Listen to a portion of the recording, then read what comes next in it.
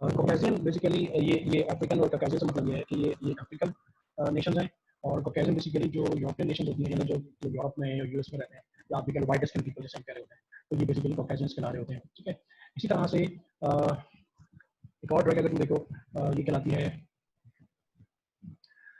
एनालोप्रिल। ठीक है, इसी तरह से वेजोटैक बेसिकली इसकी केमिकल फार्मूला है। अब ये भी एक ब्लड प्रेशर कम करने की दवा है। इस तरह से ये भी एक ड्रग है जो कि जिसका डिफरेंट फार्माकोडायनेमिक्स है इन डिफरेंट कॉन्टिनेंट्स ना। अब ये ज़्यादा इफेक्टिव है कॉकेशियंस के अंदर, यानी जो लोग यूरोप में या यूएस में रहते हैं, या वाइट स्किन पीपल्स हैं या एशियंस हैं, इनके अंदर ये ज़्यादा इफेक्टिव है as compare to the African continent. African continent के मुकाबले में ये ज़्यादा इफेक्टिव है कॉकेशियंस के अंदर। ठीक है, तो ये कुछ एग्जाम्पल्स हैं जो हम देख रहे हैं ड्रग्स की, जो कहीं इफेक्टिव हैं, कहीं इफेक्टिव नहीं है, जो they are very common in use ना। ये दवाएं बहुत आम इस्तेमाल हो रही होती हैं डिफरेंट डिजीजेस में। इसी तरह से जो माइग्रेन इन्फेक्शन की बहुत सी दवाएं हैं, जैसे हाइड्रोजन है, आइसोसॉर्बिन है, ये दोनों का कम्बिनेशन ज़्यादा इफेक्टिव है अफ्रीकन के अंदर एज कम्पेयर टू कॉकेशियंस। तो आप देख सकते हो कि डिफरेंट ड्रग्स हैं, ठीक है, और सिमिलर कंडीशन में, सिमिलर डिजीज में जो है वो ये ड्रग जो है वो प्रिस्क्राइब की जा रही है, लेकिन इनकी इफेक्टिवनेस वेरी कर रही है among different continents, among different Nations ना। इसी तरह से अगर देखो और एग्जांपल जो है वो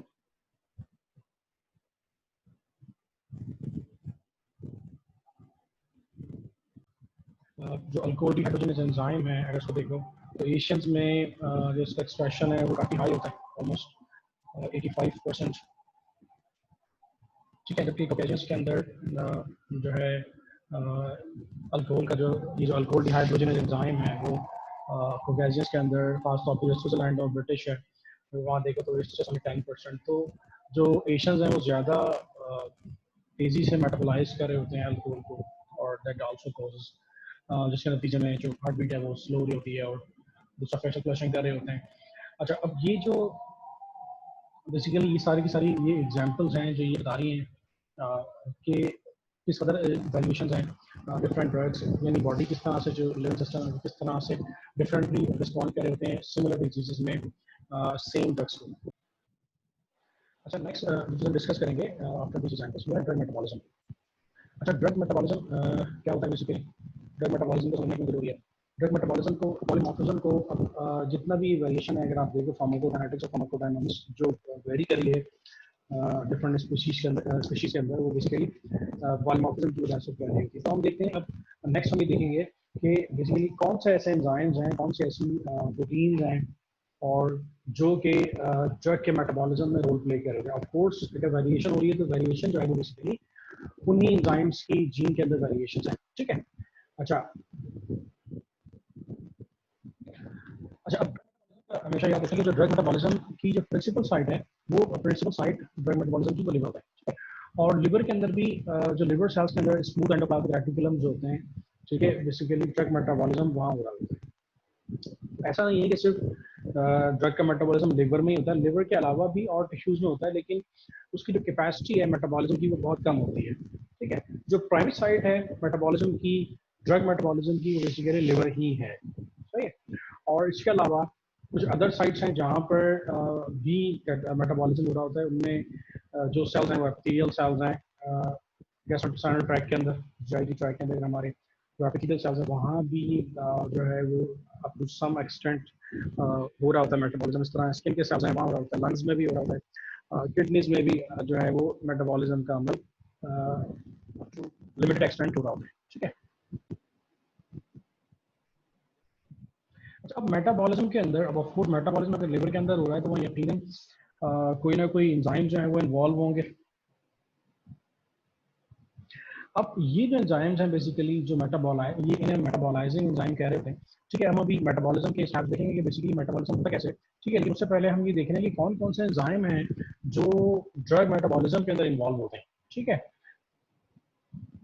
और कौन कौन से ऐसे ट्रांसपोर्टर्स हैं जो ड्रग को फर्दर ट्रांसपोर्ट कर रहे होते हैं। ट्रांसपोर्टर्स का बेसिकली क्या काम होता है, वो क्या कर रहे होते हैं, जो ड्रग मेटाबोलाइज हो जाती है देन इसको फर्दर जो है वो ट्रांसपोर्ट करने का काम जो है वो कर रहे होते हैं। अच्छा, होता क्या है, होता यह है कि डिफरेंट फेजेस होते हैं मेटाबॉलिज्म के, हम अभी आगे देखेंगे तफसील से कि ड्रग मेटाबॉलिज्म की क्या क्या और कौन कौन से फेजेस होते हैं, ठीक है। उसके बाद हम फर्दर हम उसमें डिटेल में डिस्कस करेंगे। तो यहाँ पे हम डायरेक्टली वो एंजाइम डिस्कस करेंगे जो कि ड्रग मेटाबॉलिज्म में इन्वॉल्व होते हैं, ठीक है।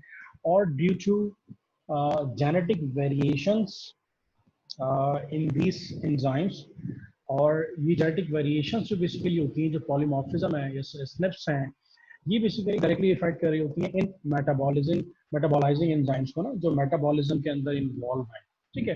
तो जो एंजाइम इन्वॉल्व होते हैं मेटाबॉलिज्म के अंदर, वो कौन कौन से हैं? और सबसे ज़्यादा इंपॉर्टेंट वो है साइटोक्रोम P450, ठीक है। साइटोक्रोम P450 को एक फैमिली एंजाइम्स की, हम इसको आगे देखते हैं डिटेल में कि साइटोक्रोम का क्या रोल होता है, किस तरह से ये मेटाबॉलिज्म में अपना रोल प्ले करते हैं। तो साइटोक्रोम P450 जो है ये फेस 1 का मेटाबॉलाइजिंग एंजाइम है। यहाँ पे आप अपने फेसेस को याद रखें, क्योंकि हम अभी आगे जो ड्रग मेटाबॉलिज्म के फेजेस हैं उनको पढ़ेंगे। अच्छा, इसके अलावा जो एंजाइम दूसरे हैं जो यूज हो रहे होते हैं मेटाबॉलिज्म के अंदर, एक्चुअली ये जो एंजाइम हम यहाँ इसलिए डिस्कस कर रहे हैं ताकि ये पता चल जाए कि एक्चुअली जो जेनेटिक वेरिएशंस होती हैं, यानी जो ड्रग को रिस्पॉन्स जो डिफरेंट है हर इंडिविजुअल का, वो एक्चुअली पॉलीमॉर्फिज्म की वजह से, और वो पॉलीमॉर्फिज्म जो जेनेटिक वेरिएशन है वो बेसिकली इन एंजाइम्स की एक्टिविटी का अफेक्ट कर रही होती है, ठीक है। अब ऑफ कोर्स जब एंजाइम, ये जो एंजाइम है, जो मेजर मेटाबॉलिज्म एंजाइम है, ठीक है, ड्रग के, अगर इनकी एक्टिविटी ऑफ कोर्स इफेक्ट होगी with due to genetic variations, तो उसकी वजह से जो ड्रग को रिस्पॉन्स जाएगा लिविंग सिस्टम की तरफ से, बॉडी की तरफ से, वो डिफरेंट होगा हर इंडिविजुअल के अंदर, ठीक है। तो फेज 1 के अंदर जो बहुत इंपॉर्टेंट एंजाइम है वो साइटोक्रोम P450 है। इसके अलावा फेज 2 के अंदर जो मेटाबॉलिज्म एंजाइम है जो कि जेनेटिक वेरिएशन से इफेक्ट हो रहे होते हैं, वो जो है यूजीटीज हैं। यूजीटीज बेसिकली यूडीपी, ग्लूकोनोसाइल ट्रांसफरेज एक्चुअली ये है। लेट मी राइट,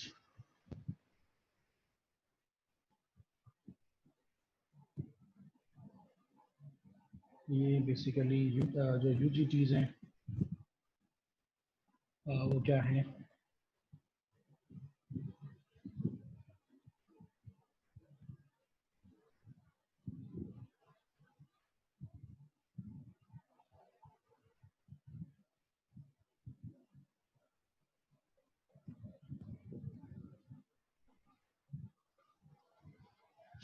तो ये यूजीटीज हैं, ग्लूकोनोसाइल ट्रांसफरेज है। इस तरह से जो जीएसटीज हैं, जीएसटीज हैं glutathione transferase, gluta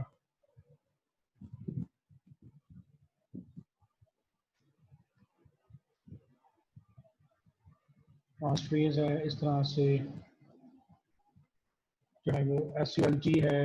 एसयूएलटी basically sulpho transferase को कहते हैं। इसी तरह से एम टी एस है। एम टी एस बेसिकली जो है वो डाई मिथाइल थायोजोल को कह रहे होते हैं, ठीक है। इस तरह से पी एच एस है, इपॉक्साइड हाइड्रोक्सिलेज,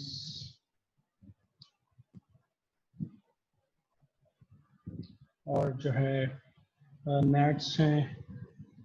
नेट्स जो है बेसिकली ये एनासिटाइल ट्रांसफरेज को कह रहे होते हैं।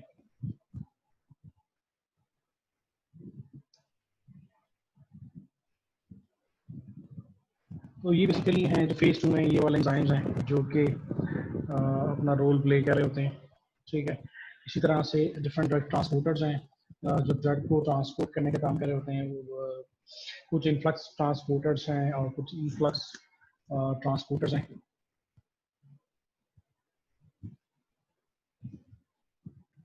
इनफ्लक्स ट्रांसपोर्टर्स बेसिकली क्या होते हैं? इनफ्लक्स और इनफ्लक्स का मतलब क्या होता है कि जो मूवमेंट्स होती हैं आइंस की या न्यूट्रिएंट्स की या मिनरल्स की, वो अगर इनसाइड होती है सेल की अक्रॉस सेल मेम्ब्रेन, तो उसे इनफ्लक्स कह रहे होते हैं। तो इनफ्लक्स जो है वो आउटसाइड को कह रहे होते हैं, मूवमेंट जो है वो जब आइंस की मूवमेंट बाहर सेल से बाहर की तरफ हो रही होती है तो उसको इनफ्लक्स मूवमेंट कह रहे होते हैं। तो इस तरह से बहुत सारे ट्रांसपोर्टर्स होते हैं जो कि इनफ्लक्स ट्रांसपोर्टर्स होते हैं, क्या कर रहे होते हैं, वो क्या कर रहे होते हैं, ड्रग को कैरी कर रहे होते हैं और उसको कैरी करके अक्रॉस सेल मेम्ब्रेन लेके जा रहे होते हैं, यानी उसकी मूवमेंट इनसाइड होती है। इस तरह बहुत सारे ट्रांसपोर्टर्स होते हैं जो क्या कर रहे होते हैं, डिफरेंट आइंस को लेके सेल से सेल मेम्ब्रेन से बाहर आ रहे होते हैं, मूव कर रहे होते हैं बाहर की तरफ। वो बेसिकली इफ्लक्स ट्रांसपोर्टर्स कहला रहे होते हैं। इफ्लक्स ट्रांसपोर्टर जो ऑर्गेनिक एनाइन ट्रांसपोर्ट आइन प्रोटीन इसके एग्जांपल्स हैं। आप देखो कि ये बेसिकली इसकी ऑर्गेनिक एनाइन ट्रांसपोर्ट प्रोटीन इसकी एग्जांपल है। ऑर्गेनिक कैटाइन ट्रांसपोर्ट प्रोटीन्स हैं, ये डिफरेंट प्रोटीन्स हैं जो कि पीपल्स ट्रांसपोर्टर्स कहलाती हैं। इसके अलावा रिसेप्टर्स होते हैं बहुत सारे जो कि रिस्पॉन्सिबल होते हैं मेटाबॉलिज्म के अंदर। उनमें जो क्लास टू रिसेप्टर्स हैं, लिगैंड कंट्रोल्ड आयन चैनल्स हैं। इस तरह से जो क्लास टू रिसेप्टर्स हैं वो जी प्रोटीन को रिसेप्टर्स कहला रहे होते हैं, ठीक है। और ये जो रिसेप्टर्स हैं बेसिकली क्या कर रहे होते हैं, डिफरेंट जीन के एक्सप्रेशन को रेगुलेट कर रहे होते हैं। अच्छा, इसी तरह से डिफरेंट प्रोटीन्स हैं, जी प्रोटीन्स हैं, ये जो जी प्रोटीन का रिसेप्टर्स हैं। इसके अलावा कुछ जी प्रोटीन होती हैं जो कि रोल प्ले कर होती है, जैसे जीएनएस 1 एंड जीएनपी 3, ये basically guanine nucleotide binding proteins होती हैं।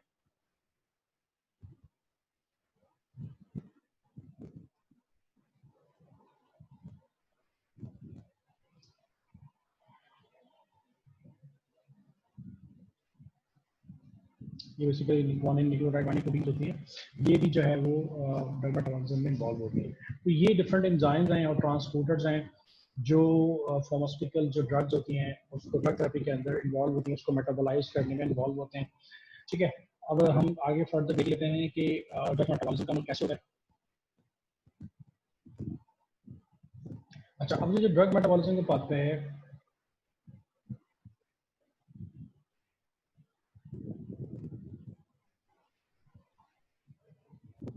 बॉडी क्या कर रही होती है, बॉडी जो मेटाबॉलाइजिंग एंजाइम्स हैं ये एंजाइम को यूज कर रही होती है, और एक्चुअली जो इन एंजाइम्स की एक्टिविटी का जो रेट होता है वो डायरेक्टली कंट्रोल कर रहा होता है ड्रग के मोड ऑफ एक्शन को। क्या मतलब, जितना ज़्यादा एंजाइम एक्टिव होगा उतनी ज़्यादा जो ड्रग का जो एक्शन है वो उसको कंट्रोल कर रहा होगा, उसकी इंटेंसिटी उतनी ज़्यादा होगी, ठीक है।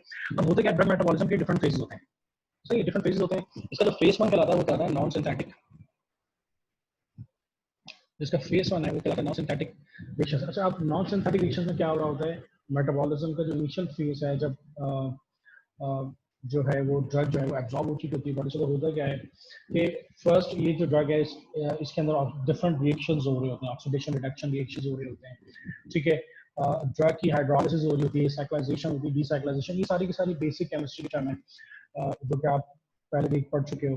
तो ये ऑक्सीडेशन रिडक्शन रिएक्शंस हो रहे होते हैं। तो पहले वाले फेज में जो है एक तरह से जो सब्सटेंस है, जो ड्रग सब्सटेंस है, उसको एक्टिवेट किया जा रहा होता है, ठीक है। एक्टिवेट किया जा रहा होता है या डीएक्टिवेट किया जा रहा होता है, ड्रग सब्सटेंस को कैसे किया जा रहा होता है, एक्टिवेट डीएक्टिवेट किया जा रहा होता है डिफरेंट साइक्लिक रिएक्शंस के थ्रू, जैसे ऑक्सीडेशन रिडक्शन हो रही होती है सब्सटेंस की, ड्रग सब्सटेंसेस की हाइड्रोलिसिस हो रही होती है, साइक्लाइजेशन है, डीसाइक्लाइजेशन हो रही होती है।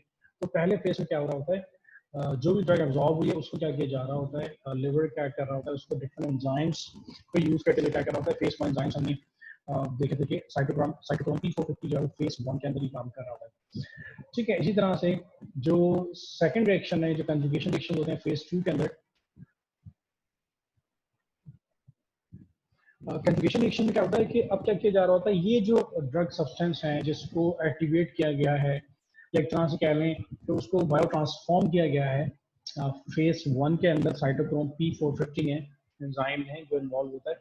ये जो इसने इसको एक्टिवेट किया है, अब इसमें क्या होता है, सेकंड फेज में कंजुगेशन रिएक्शंस होते हैं। क्या मतलब है कि इसको ये जो सब्सटेंस है इसके साथ मजीद दूसरे फंक्शनल ग्रुप्स लगाए जाते हैं ताकि इसको क्या किया जा सके, ताकि इसको फंक्शनल किया जा सके। ये सब्सटेंस है, ये मॉडिफाई होने के बाद फर्स्ट फेज में, सेकंड फेज में इसको क्या किया जाता है, इसको एक तरह से एक तो डिटॉक्सिफाई किया जा रहा होता है, और दूसरा इसके साथ जो है वो कोई ना कोई फंक्शनल ग्रुप अटैच किया जा रहा होता है, मतलब मिथाइलेशन की जा रही होती है या तो मिथाइलेशन हो रही होती है, it depends on the drug ना। मिथाइल यानी डिफरेंट इवेंट्स हो रहे होते हैं कंजुगेशन के ना, यानी एक तरह से कह लीजिए कि ये जो ड्रग सब्सटेंस फेस वन से आया है, ठीक है, जो ऑक्सीडेशन रिडक्शन रिएक्शन से होकर आया है, और ये इस वक्त एक्टिव है, एक्टिव फॉर्म में या डीएक्टिवेट फॉर्म के अंदर है, ये फॉर्म इस फॉर्म के अंदर इसके साथ कोई ना कोई मजीद फंक्शनल ग्रुप आके अटैच होगा, तो ही ये फर्दर क्या होगा, इसको इसको सब्सटेंस को क्या किया जा सकेगा, डिटॉक्सिफाई किया जा सकेगा, सही है। अच्छा, अब क्या होता है, डिटॉक्सिफिकेशन के लिए, डीएक्टिवेशन के लिए क्या किया जाता है, मिथाइलेशन होती है, सल्फेशन होती है। अब ये भी बेसिक टर्म्स हैं, तो मिथाइल ग्रुप ऐड किया जा रहा है तो मिथाइलेशन है, सल्फेशन है, सल्फेट ऐड किया जा रहा है, एसिटाइल ग्रुप ऐड किया जा रहा है, एसिटाइलेशन है। तो क्या कह रहा होता है मेटाबॉलिज्म के फेजेस में, इस तरह से जो ड्रग है उसको जो लिवर है वो क्या कर रहा होता है, डिटॉक्सिफाई कर रहा होता है, यानी उसकी एक तरह से कह लो कि जो उसकी नेचर है, उसकी नेचर को पहले उसकी नेचर को चेंज किया जा रहा होता है, यानी फेस वन में पहले से साइटोक्रोम P450 क्या कर रहा होता है, उसको बायो ट्रांसफॉर्म कर रहा होता है, ठीक है, through oxidation reduction, hydrolysis, cyclisation या डिसाइक्लाइजेशन के थ्रू। और देन सेकंड फेज में क्या हो रहा होता है, कंजुगेशन रिएक्शंस हो रहे होते हैं, यानी क्या हो रहा होता है कि इस सब्सटेंस के साथ फर्दर इसको मजीद डिटॉक्सिफाई करने के लिए क्या किया जा रहा होता है, कोई ना कोई फंक्शनल ग्रुप ऐड किया जा रहा होता है, या तो मिथाइलेशन हो रही होती है, सल्फेशन हो रही होती है, एसिटाइलेशन हो रही होती है, ग्लूकोराइडेशन होती है, ग्लूकोथायोन कंजुगेशन होती है, इसके अलावा यानी डिफरेंट फंक्शनल ग्रुप्स को अटैच किया जा रहा होता है। सही है।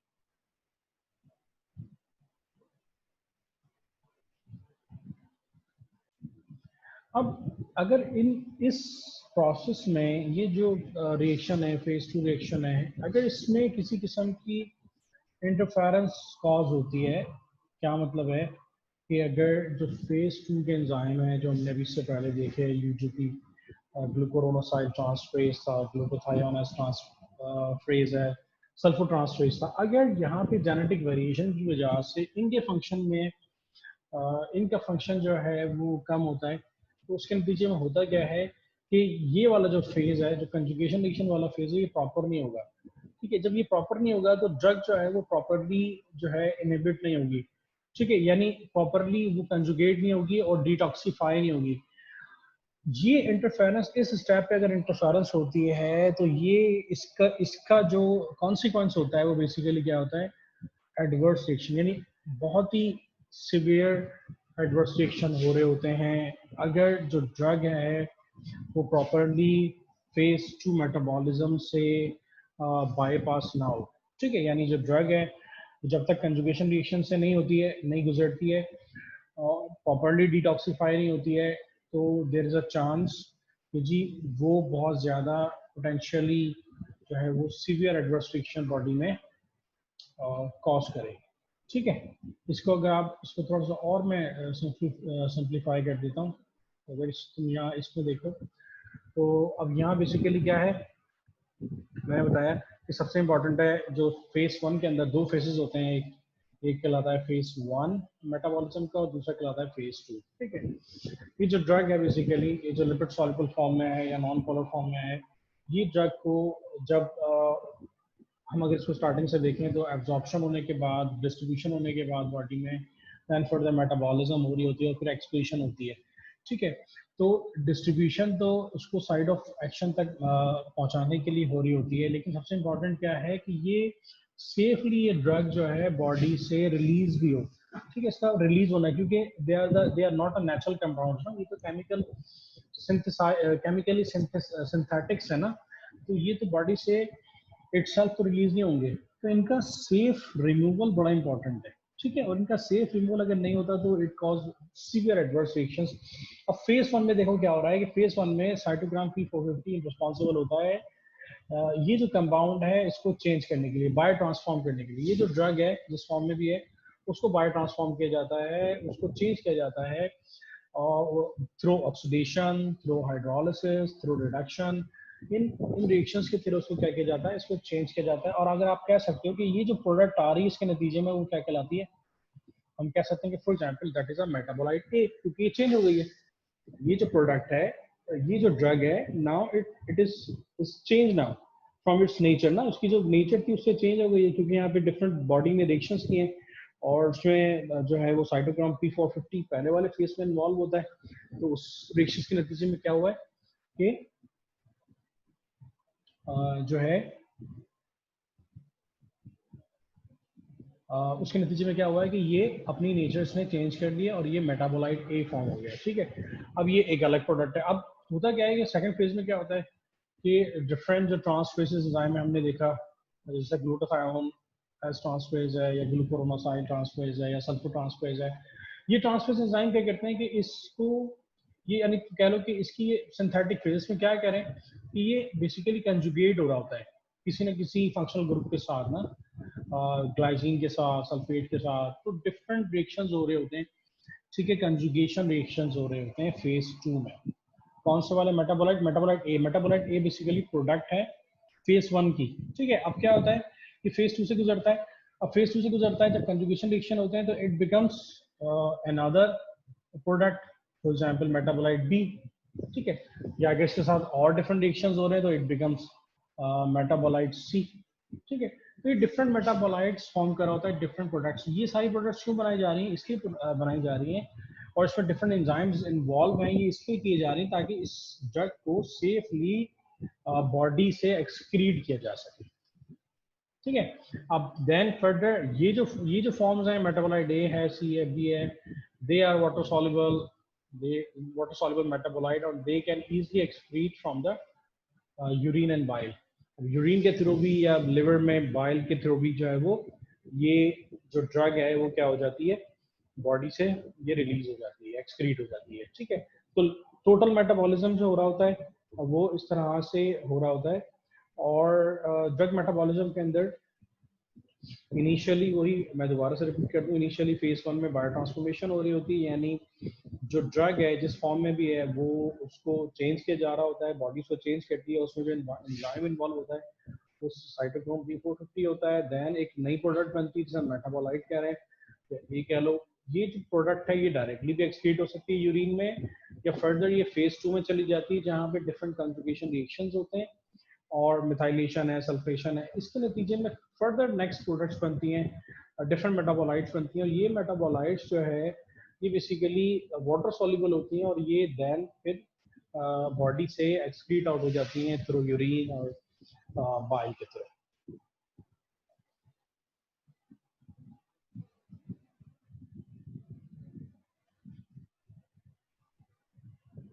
अच्छा, जो साइटोक्रोम P450 फैमिली है, this is very very important family of enzyme ना। इसको जो है बेसिकली हम कह रहे होते हैं कि ये एक तरह की सुपर फैमिली है, super family of polymorphic enzyme. Cytochrome P450 CYP हम इसको कह रहे होते हैं, तो ये बेसिकली कहलाती है cytochrome P450 super family of polymorphic. इसमें बहुत सारे एंजाइम्स मौजूद होते हैं और ये ऑल ओवर द बॉडी, ये एंजाइम्स हर जगह पे, ये ऐसा नहीं कि सिर्फ लिवर में होते हैं, और जगह भी बॉडी में इस फैमिली के जो एंजाइम्स हैं वो मौजूद होते हैं। एक इज अ लार्ज फैमिली। और मोस्टली अगर हम बात करते हैं ड्रग मेटाबॉलिज्म की, तो ये आमतौर पे जो फेज 1 के ऑक्सीडेटिव रिएक्शंस होते हैं उसको कैटालाइज कर रहे होते हैं, जैसे कि हमने अभी देखा फेज 1 में मेटाबॉलिज्म के।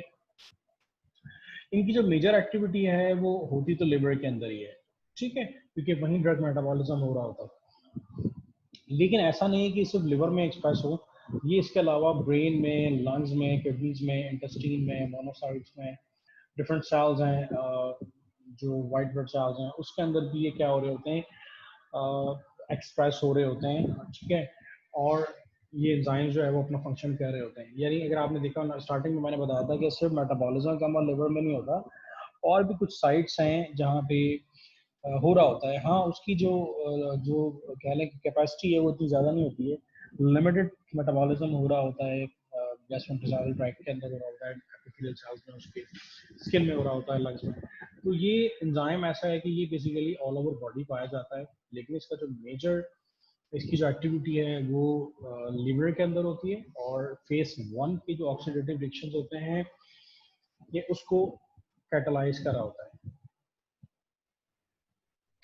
हाँ, एक और बहुत इंपॉर्टेंट बात ये कि जितनी भी ड्रग्स हैं, ठीक है, उन तमाम ड्रग्स, जितनी भी ड्रग्स हैं टोटल ऑलमोस्ट 75% जो ड्रग्स हैं उसके अंदर जो है वो CYP साइटोक्रोम P450 जो है वो उसके मेटाबॉलिज्म को कैटालाइज कर रहा होता है, यानी उसके जो फेस 1 रिएक्शंस हैं कैटालाइज कर रहा होता है। ठीक है, तो ऐसा नहीं कि खाली साइटोक्रोम P450, साइटोक्रोम P450 के अलावा भी और एंजाइम होते हैं, लेकिन क्योंकि मोस्ट ऑफ द ड्रग्स को जो है ये ही जो है वो ऑक्सीडेटिव रिएक्शंस कर रहा होता है फेज 1 में, ऑलमोस्ट 75% ड्रग्स का जो मेटाबॉलिज्म है उसकी जो रिस्पॉन्सिबिलिटी होती है वो साइटोक्रोम P450 को होती है। और ये साइटोक्रोम P450 तमाम मेटाबॉलिज्म, तमाम ड्रग्स के मेटाबॉलिज्म के लिए रिस्पॉन्सिबल होता है।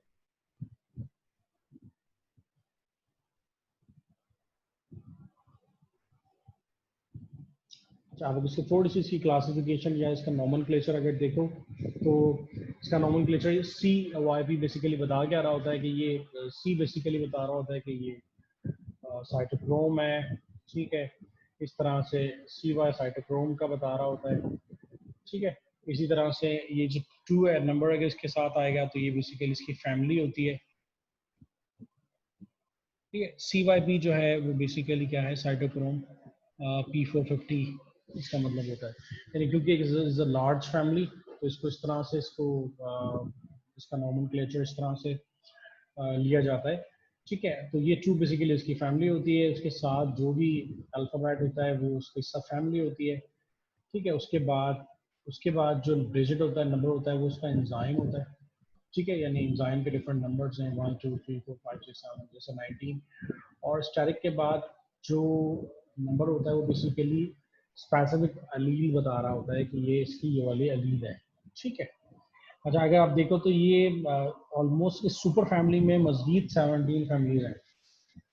CYP की साइटोक्रोम P450 की टोटल 17 फैमिलीज हैं, उसमें फर्दर 42 सब फैमिलीज हैं। ह्यूमंस की बात हो रही है। ठीक है, इसी तरह से जो जीन्स हैं, जो एंजाइम्स हैं, उनके डिफरेंट जीन्स हैं, तो ऑलमोस्ट 55 जीन्स हैं जो कि रिस्पॉन्सिबल होती हैं डिफरेंट एंजाइम्स के एक्सप्रेशन के लिए। इस तरह से 29 सीडो जीन्स हैं ह्यूमंस के अंदर जो कि रिस्पॉन्सिबल होती हैं।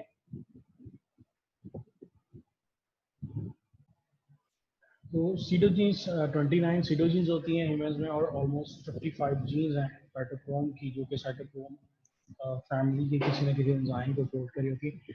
सीडो जीन्स बेसिकली क्या होते हैं, सीडो जीन्स हम नॉन फंक्शनल जीन्स को कह रहे होते हैं, मतलब they resemble genes but they are not jeans.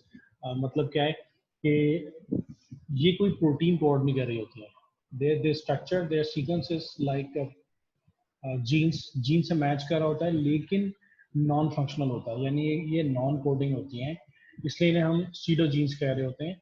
ठीक है, तो 29 की सीडो जीन्स भी होती हैं जो कि अच्छा अच्छा अब अगर देखो ह्यूमंस की बात अगर की जाए तो ह्यूमंस के अंदर जो ड्रग मेटाबॉलिज्म है ऑलमोस्ट जो 95% तक ड्रग मेटाबॉलिज्म है, तमाम जितनी भी ड्रग्स की जो ऑक्सीडेशन है वो बेसिकली उसमें टोटल 6 जो हैं वो CYP जो साइटोक्रोम P450 के एंजाइम है वो रिस्पॉन्सिबल होता है। यानी टोटल जो ड्रग की फेज 1 में ऑक्सीडेशन रिडक्शन का जो फेज है मेटाबॉलिज्म के फर्स्ट फेज में सबसे ज़्यादा ऑलमोस्ट जो 95% ड्रग्स के मेटाबॉलिज्म में टोटल 6 जो है वो साइटोक्रोम P450 एंजाइम जो है वो इन्वॉल्व होते हैं, वो रिस्पॉन्सिबल होते हैं ड्रग की मेटाबॉलिज्म के लिए।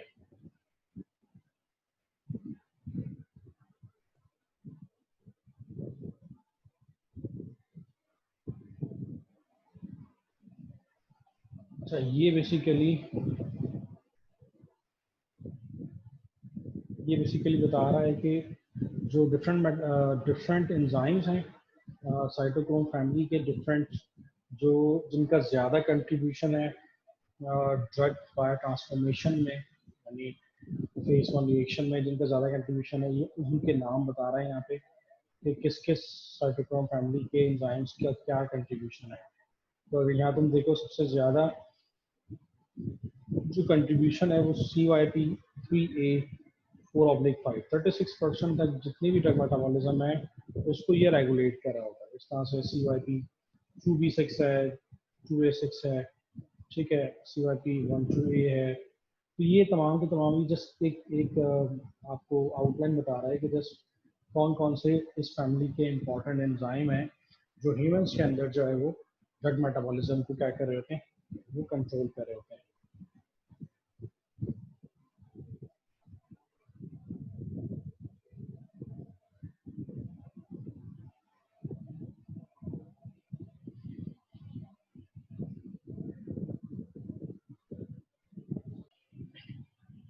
अच्छा, फर्स्ट हम देखते हैं कि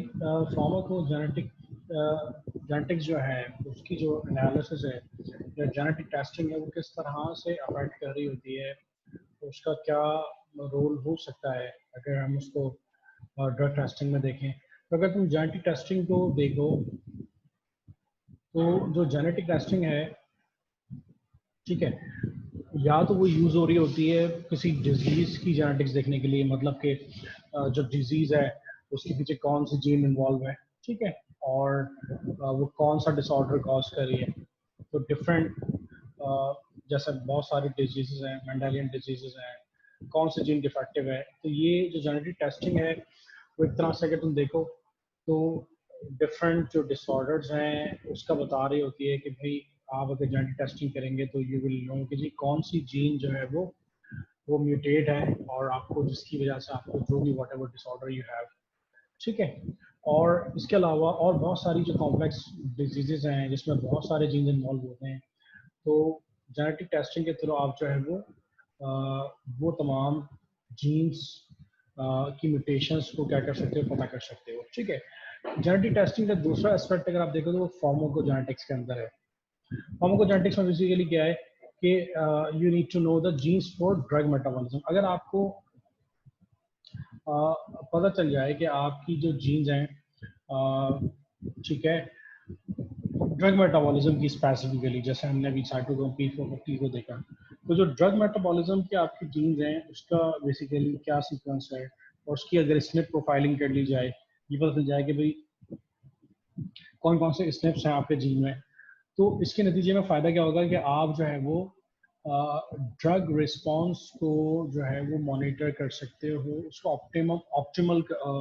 ऑप्टिमम लेवल पे लेके जा सकते हो। यानी जो बॉडी, अगर आपको पता हो कि आपके ये ड्रग मेटाबॉलिज्म की ये एंजाइम्स हैं, ठीक है, और आपको ये पता हो कि भाई इनका ये सीक्वेंसेस में इतने स्निप्स हैं, ठीक है, तो you will get optimal medicine response. क्यों?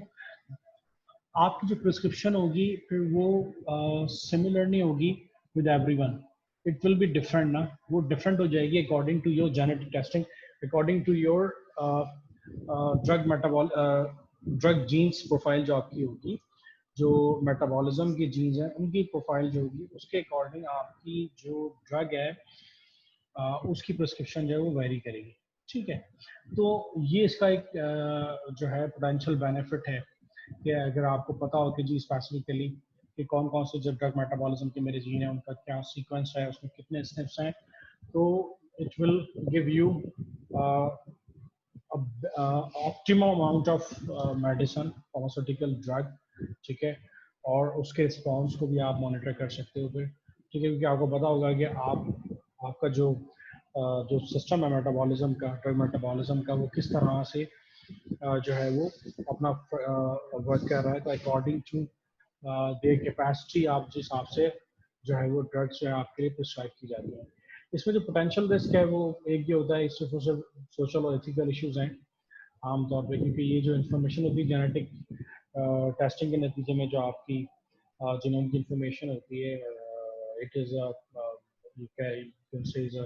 Kind of a confidential thing. तो माइट भी ये एथिकल इश्यूज इसमें आते हैं और कुछ लीगल इश्यूज भी इसमें हैं। तो ये रिस्क फैक्टर्स इसके साथ एसोसिएटेड हैं, लेकिन इसके बेनिफिट्स इसके रिस्क फैक्टर्स से कई गुना ज़्यादा हैं, ठीक है। बहुत ज़्यादा इसके जो है वो बेनिफिट्स हैं अगर आपको ये चीज़ें पता चल जाएँ, और आप अगर आप जाके टेस्टिंग कर लो और आपको प्रोफाइल अपनी बताओ, तो उसके नतीजे में फ़ायदा ये है कि ऑप्टिमम डोज जो है वो दी जा सकती है। अब ये कुछ एग्जांपल्स हैं जेनेटिक पॉलीमॉर्फिज्म की, ठीक है, जो कि इन्फ्लुएंस कर रहा होता है ड्रग रिस्पॉन्स को। क्या मतलब है कि ये डिफरेंट एंजाइम्स यहाँ दिए हुए हैं, ठीक है, ड्रग मेटाबॉलिज्म एंजाइम दिए हुए हैं, और इन एंजाइम्स में पॉलीमॉर्फिज्म की वजह से, वेरिएशन की वजह से ये ड्रग्स हैं जिनके जो रिस्पॉन्सेज हैं वो अफेक्ट हो जाते हैं। फॉर एग्जांपल टॉलमिटामाइड है, वारफेरिन है, ठीक है, और भी non steroidal anti inflammatory drugs हैं। तो इनके जो फंक्शन है वो क्या हो रहा होता है, इससे अफेक्ट हो रहा होता है। इस तरह से जो वारफेरिन का जो काम है कि वो क्या कर रही होती है, एज एंटी कोगुलेंट एक्ट कर रही होती है, यानी एक तरह से कह लो ब्लड थिनर होती है। वो बेसिकली क्या होती है, उसका जो फंक्शन है आम तौर पे CYP2C9 जो एंजाइम है,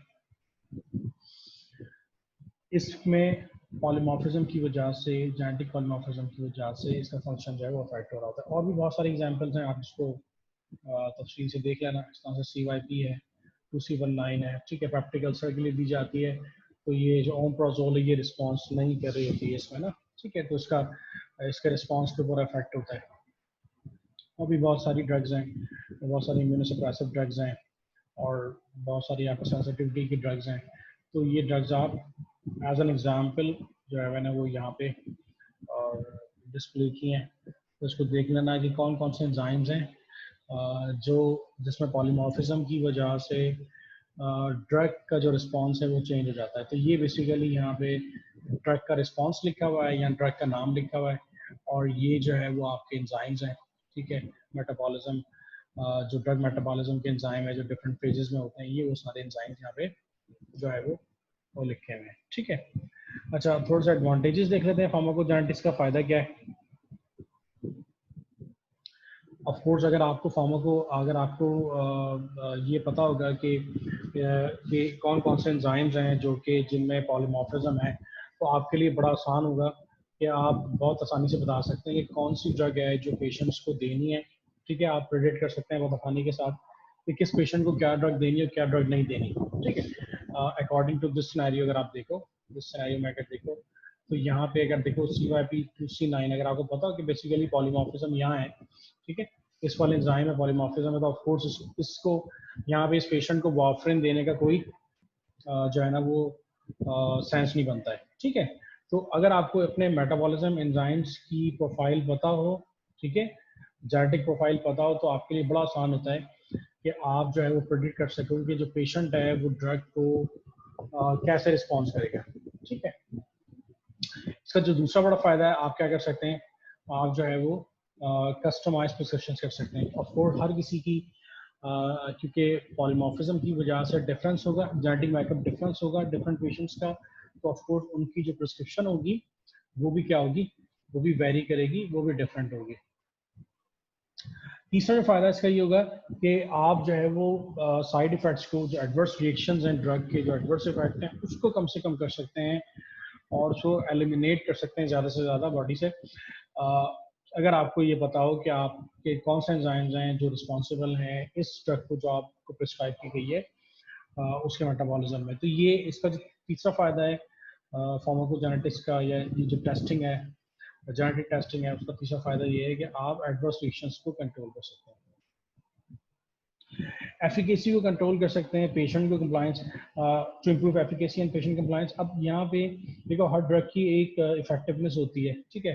तो यहाँ पे जब आपको प्रोफाइल्स पता होंगी तो आपके लिए बहुत आसान होगा कि आप जो है वो बेहतर जो जिसकी ड्रग की ज़्यादा एफिकेसी है इन इन इन पर्टिकुलर केस सिनेरियो कि जी इस वाले पेशेंट के अंदर ये ज़्यादा बेहतर है, क्योंकि according to their genetic profile, उनकी जेनेटिक प्रोफाइल ये बता रही है कि जी ये जो जीन्स हैं मेटाबॉलिज्म के ये पॉलीमॉर्फिज्म का शिकार है, बाकी ठीक है।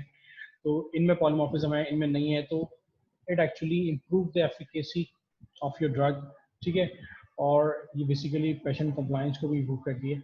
अच्छा, साथ साथ ड्रग डेवलपमेंट पे ये चीज़ बड़ी इंपॉर्टेंट है, क्योंकि देखें आज जब पेशेंट को ड्रग प्रिस्क्राइब कर रहे हैं, तो ड्रग प्रिस्क्राइब करने से पहले आपके पास अगर ये प्रोफाइल मौजूद है तो it will be very easy to not only prescribe that drug, बल्कि with the passage of time, with the passage of research जब पता चलेगा कि भाई इस वाली नेशन में या इस वाले पॉपुलेशन में ये पॉलीमॉर्फिज्म्स हैं, ये वेरिएशंस हैं, तो जो ड्रग डिजाइनिंग होती है वहाँ पे उस ड्रग डिजाइनिंग को भी इम्प्रूव किया जा सकता है, ठीक है। तो अगर आपको पता हो कि इस पॉपुलेशन के अंदर with the passage of time पता चलता है कि भाई ये पॉपुलेशन है वो इस ड्रग को ज़्यादा अच्छा रिस्पॉन्स करती है, इसको चेंज होना चाहिए, तो ड्रग की डेवलपमेंट में भी इसका रोल है, ठीक है। तो वो जो ड्रग प्रिस्क्राइब की जा रही है वो भी उनको भी फर्दर मॉडिफाई किया जाएगा अकॉर्डिंग टू द जो डेटा मिलेगा आफ्टर गेटिंग दिस फार्माकोजेनेटिक्स ना, after getting this genetic testing, जब आपके पास मेटाबॉलिज्म एंजाइम्स की प्रोफाइल आएंगी तो आप उसको बेहतर तौर पे। अच्छा, और सबसे जो इम्पोर्टेंट चीज़ है, एक और इम्पोर्टेंट चीज़ जो एक एडवांटेज है वो ये है कि it's just only need to be one time. आपको सिर्फ एक दफ़ा फार्माकोजेनेटिक टेस्टिंग करानी है पूरी लाइफ में, ऐसा नहीं है कि आपको हर दफ़ा करानी है, हर 6 महीने बाद करानी है, हर साल करानी है। एक सबसे बड़ा एडवांटेज इसका ये कि हर आदमी ने सिर्फ वंस अपनी लाइफ में फार्माकोजेनेटिक टेस्टिंग करानी है, उसके बाद उसको पता चल जाएगा कि उसकी बॉडी में जितने भी मेटाबॉलिज्म एंजाइम है, स्पेसिफिक एंजाइम जो भी हैं रिस्पॉन्सिबल होते हैं ड्रग मेटाबॉलिज्म के लिए, वो किस तरह से रिस्पॉन्ड करते हैं, उनमें क्या क्या वेरिएशंस हैं। तो वंस करा लेंगे तो ये लाइफ टाइम के लिए इनफ है। तो you can get all the benefits अगर आप वंस ये टेस्ट करा लेते हैं।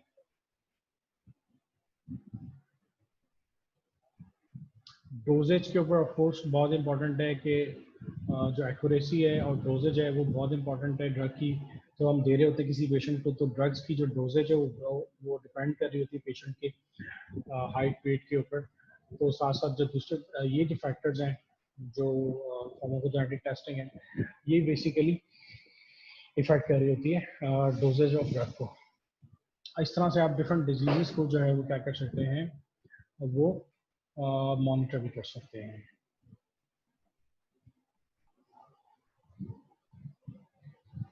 इसके अलावा इसका इम्पैक्ट वैक्सीन के ऊपर भी है। जब आपके पास डेटा होगा फार्माकोजेनेटिक टेस्टिंग के नतीजे में तो you will generate a better vaccine, a safer vaccine.